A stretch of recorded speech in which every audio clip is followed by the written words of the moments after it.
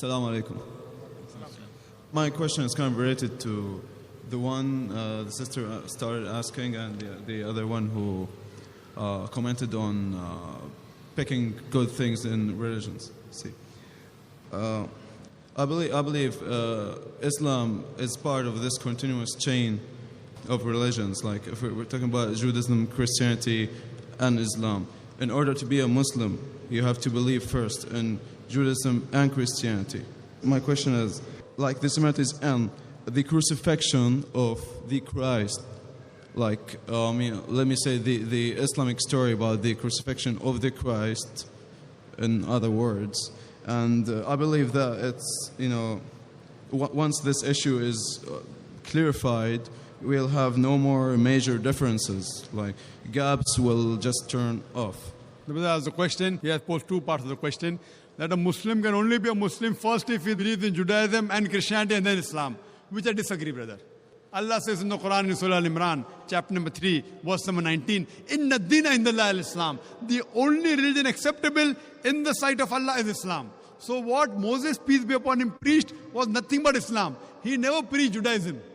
What Jesus Christ, peace be upon him, preached was nothing but Islam. He never preached Christianity. The word Christianity doesn't exist in the Bible. Do you know that? The word Christianity doesn't exist in the Bible. The first time the word Christian is used in the book of Acts.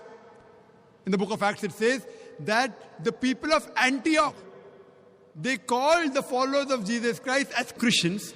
It was a nickname given by the people of Antioch. Jesus Christ, peace be upon him, never heard the word Christian in his life. Do you know that? So where did he teach Christianity? So for you to say a Muslim should first follow Judaism, Christianity, then Islam is totally wrong. Inna dina indallah al-Islam. The only religion acceptable in the sight of Allah is Islam. What all the messengers preached is nothing but Islam. These, what you find, the Bible and the other books, they are the corrupted form of the original revelations. Now coming to your question, that what is the Islamic version of crucifixion? What is Islam has to say about crucifixion? Quran says in Surah Nisa, chapter number 4, verse number 157, that they said in boast that we killed Jesus, the son of Mary, the Jews. They said in boast, we killed Jesus, son of Mary. وَمَا قَتُلُوا وَمَا صَلَبُوا. They killed him not, neither did they crucify him. وَلَكِنْ شُبِّهَ لَهُمْ. It was only made to appear so. And all those who differ are full of doubts. إِلَّا اتِّبَاعَ with only conjecture to follow. وَمَا قَتَلُوا يَقِينًا. For a surety, they killed him not. So according to the Quran, the Jews said in boast that we killed Jesus Christ, peace be upon him. But they killed him not, neither did they crucify him. It was only made to appear so. And all those who differ are full of doubts, with only conjecture to follow. For a surety they killed him not. So according to the Quran, we believe that Jesus Christ, peace be upon him, he was not crucified. It was only made to appear so. And I've had a debate on was Christ really crucified. Crucifixion means a person should die on the cross.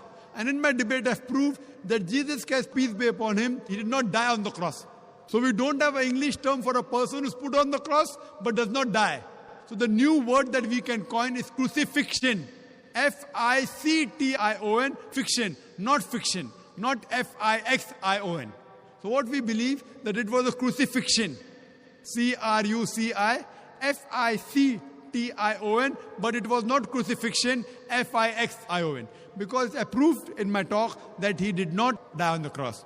To cut it short, to make the Christians realize, in one nutshell, how to prove that Jesus Christ, peace be upon him, did not die on the cross. He was not crucified. When Jesus Christ, peace be upon him, was asked by the people that, "Oh Master, show us some signs." So he replies in the Gospel of Matthew, chapter number 12, verse number 38, he says, "You evil and adulterous generation, you ask me for a sign. No sign shall be given except the sign of Jonah. For as Jonah was 3 days and 3 nights in the belly of the whale, so shall the Son of Man be 3 days and 3 nights in the heart of the earth." Now, anyone who's a Christian, he knows the sign of Jonah, he has to go to the book of Jonah. It is only one page, only 2 sides. And when you ask any Christian about the sign of Jonah, they will tell us that Jonah was asked by Almighty God to go to Nineveh to deliver the message, but he runs away from the commandment and goes to Joppa. So here, while he's traveling in the ship, there's a storm. So it was a thinking at that time that the storm is due to a person has not obeyed to the commandment of his Lord. So they draw lots. So Jonah, peace be upon him, he volunteers and says, I have run away from the commandment. At that time, it was a thinking that if they throw the person overboard in the sea would become calm. So they take Jonah and they throw him overboard. Now when they throw Jonah overboard, was he dead or alive?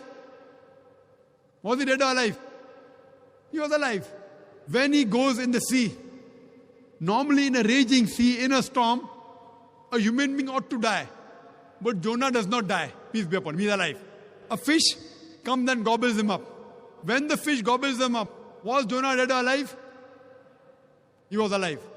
If he dies, it's not a miracle. He is alive, it's a miracle. 3 days and 3 nights, the fish takes him around the ocean. The man ought to die because of suffocation. He does not die. It's a miracle. The fish vomits him out on the shore. He ought to die. He does not die. It's a miracle of a miracle of a miracle of a miracle.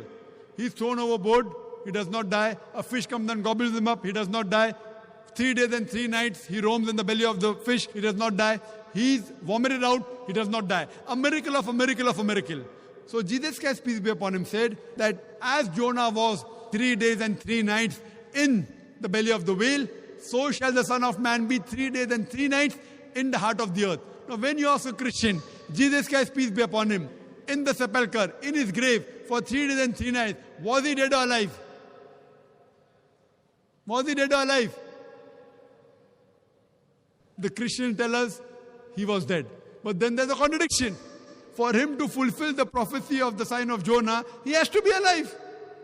So only on this one prophecy, there are various ways I can prove he wasn't crucified. It proves that Jesus Christ, peace be upon him, did not die on the cross. He was alive. So based on this, we can prove from the Bible that Jesus Christ, peace be upon him, he did not die on the cross. Jesus Christ, peace be upon him, puts all his eggs in one basket. He says, no sign shall be given except the sign of Jonah. For as Jonah was 3 days and 3 nights in the belly of the whale, so shall the Son of Man be 3 days and 3 nights in the heart of the earth. And further, if you analyze, even 3 days and 3 nights, it is not fulfilled. Because on Friday he's put on the cross. So before Saturday comes, he's put down. He's in the grave. When? When he's put in the grave? He's put on Friday night. He's there on Saturday full day. Saturday night. Sunday morning is out. So it's 2 nights and 1 day.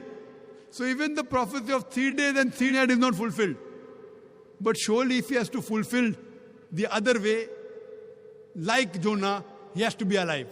And I've given various arguments from the Bible and proofs that Jesus Christ, peace be, was not crucified. You can take my videotape. I had a debate with an Arab Christian, an Iraqi Christian. Was Christ really crucified? And I proved there that he was not crucified, he was raised up alive. Hope that answers the question.